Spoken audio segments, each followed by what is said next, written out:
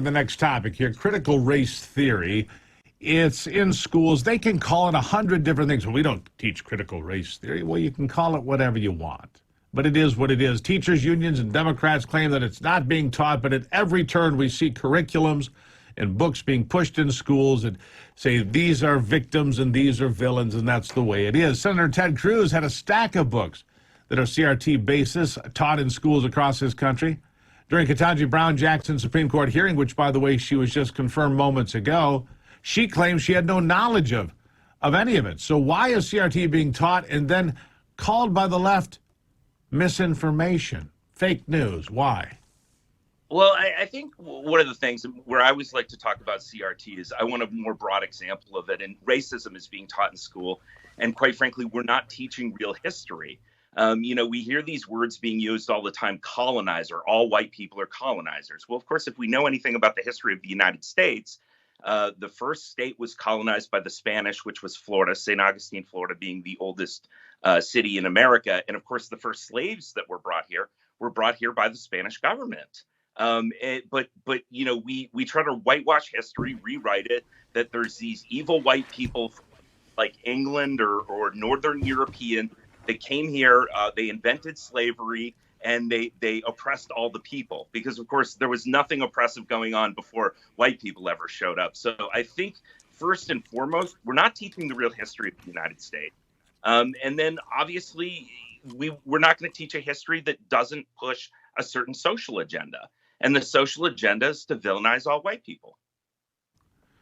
So how do we get around that? What would you be doing in Congress? What would you be doing for the state of New Hampshire? What would you be doing as a member of that body to change the things we just talked about?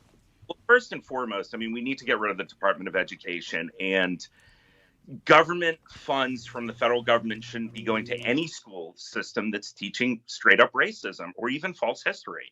And then I want to see things that are done more on a local level. And I'm going to tell you, just like everything else, parents are not going to want to send their kids to schools that are only teaching social agendas, that aren't teaching math, that aren't teaching real history, because those kids are going to fall behind. And they're not going to get into the top university because the top universities, in fact, still want you to know math and science before you can become a medical doctor. But that's racist.